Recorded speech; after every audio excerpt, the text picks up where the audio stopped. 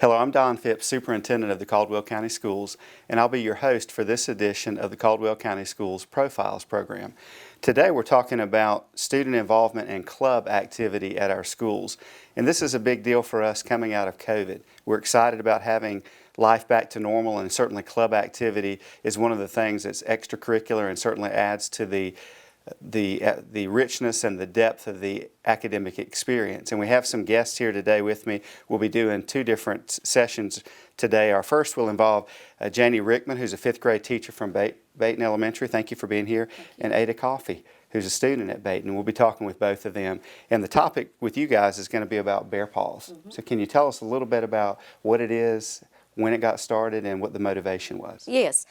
We started the 4-H program at Baton in 2017, and it was started because when I was a fifth grader in Virginia, I was a member of 4-H, and I had so many wonderful memories of it, and I wanted to give my students that taste of what 4-H would be like. So I approached up Mr. T. Taylor, and he gave me the approval, and in 2017 we started it. 2019 we became the first chartered school 4-H club in the county. What were the experiences or the memories that you really remember, thinking back, that you wanted to make sure that you shared with your students? We did a lot of activities with dairy farming, and I still have a lot of the ribbons that I earned from 4-H. We did lots of poster contests. It was just an atmosphere where you felt safe and you were having fun. So what types of activities are students engaged in the club now? Our focus, we are civic engagement, but our primary focus is Appalachian Mountain culture. And that was another reason I started the club, because as a fourth and fifth grade teacher, I saw the connection with our heritage and our culture slowly fading. And I wanted our kids to experience the Appalachian Mountain culture, because that's a group of hardworking people, and I just felt that that was something that needed to be preserved. So our activities tie back to Appalachian Mountain heritage. How many students are involved? Currently I have 12. Last year we had 15. Are they all Baton students? They are all Baton students. They're all fourth and fifth graders. Okay, and how often do you meet? We meet once a month, and we meet for an hour. And what kinds of things are in a typical meeting? We start off with our business part first. We do our pledges, and then we usually have some type of activity. This past Monday, we had a beekeeper from Baton to come, and he did a wonderful program with the kids about honeybees and the importance of what that was to our culture. Now, you mentioned Appalachian culture, and it's different than any other culture when you look at topography or regions, not only in our state but the country. Why is it important that we focus on that? Well, once again, I think it goes back to those hardworking people. I just felt like their voices needed to be preserved. This was a way for the children to connect back to their roots. And it's just a culture that, as you said, that's just unique, and it's something that we need to hang on to a little bit.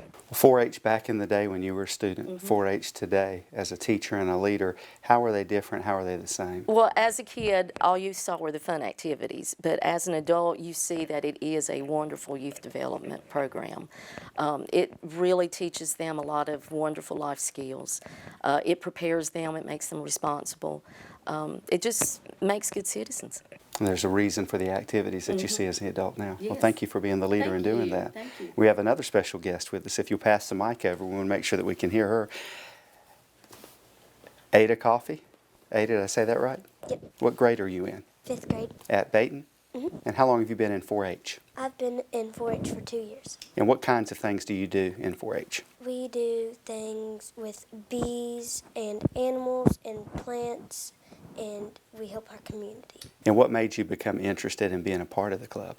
I heard one of the teachers talking about we can do things with animals, plants, and help the community, so I asked my mom if I could join. And what's been some of your favorite activities? Going to West Caldwell and the beekeeper. And what did you do at West Caldwell? We went to the greenhouse, and we got to get one of the plants and take it home with us, and we got to see animals and that kind of stuff. And that's one of our fastest growing programs with a huge wait list. Which animals did you see at West Caldwell?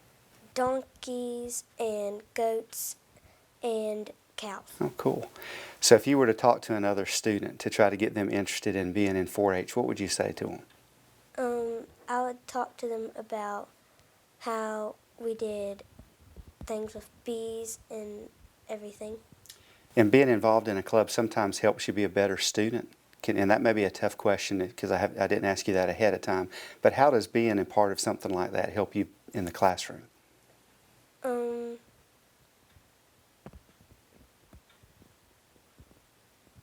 don't know. Do you make connections and friendships, and are you able to build on some of the things that you're learning in the classroom? Yeah. Yeah, those are great things. Now, I've turned it back over to your teacher, and tell us a little bit about what you've got planned. Well, currently, I'm waiting from Hart Square. We want to take a tour of the Pioneer Village.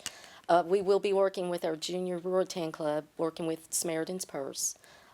We'll also participate in our beautification program at Baton. And things like that, just keeping them busy. Wonderful work. We're glad to have both of you with Thank me you. today. Appreciate you being here, and continue the great work. Thank you. I Thank you. appreciate it. Stick with us. We're going to take a short break, come back, and then we're going to have Dana Miller, who's an exceptional children's teacher from Granite Falls Elementary, who'll be talking about the Unified Champions Club.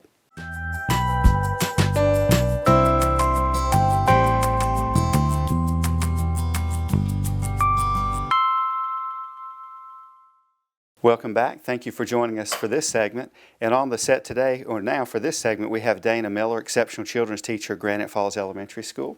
Thank you for all you do in that capacity. Thank you. But what I really want to talk about today is the United Champions Club. Can you tell our viewers what it is, how it got started, and just a little bit about the club? Sure. Unified Champions was started by Special Olympics as a sports-based program in which you have three components: the whole school engagement, inclusive youth leadership, and inclusive sports. And it started through at Granite Falls Elementary in 2017. And how many students are involved? Right now we have 106 regular education students working with 12 EC students. And what grade levels are you spanning in terms of students that are involved, that are the helpers, and then those that are receiving the help? So we have 106 third through fifth grades students that come in each week to participate with us. They come in for an hour. A half hour is reading buddies and a half hour is lunch buddies. And then we also have a youth, a kickball game at the end of the year, accumulating event that leads up to it. They also participate in inclusive PE weekly with their same age peers. And this is one of those win-win activities for the students that are involved on both ends. Talk a little bit about the benefits received for those that are involved and those that are participating on the other end. It's truly amazing. What you see is when they come in together, they're a little hesitant at first about what's going on with this individual. Why are they doing certain things? And what you find by the end of the school year is that you have best friends, and this transfers over from year to year to year, and it transfers over to middle school and high school. We have kids in my classroom that are being invited to birthday parties for the first time, that are being invited to sleepovers. We have children who before in my classroom did not have the initiative to learn to read, that are now reading on their own due to wanting to work with their buddy or their best friend. Every day, starting at 8:30, we'll get my children in my classroom will start asking, when are their friends coming? When are they coming? They look forward to that friendship and that time to build, to be with each other. And you also see that third through fifth grade students become an advocate for their buddy, and they go out and teach others in the community about their buddy. So if you put words on some of the things that you feel like the students are learning by being a part of it, what would those words be? Compassion, acceptance, friendship, love, and that we're equal. We may be different, but we all have more similarities than differences. Now, in terms of awards with the program being recognized, I know we've had some things that have occurred recently, and I know you're proud of that. Share that with our viewers. After our first year of opening the club at Granite Falls Elementary, we received the National Banner Award, and that is by reaching 10 standards of excellence through Special Olympics International. We have to apply for that every 4 years. So we received that in 2017 and again in 2022. So we just learned again that we are a National Banner School. We were one of 6 schools in North Carolina and one of 166 schools in North America to receive the National Banner Award in 2022.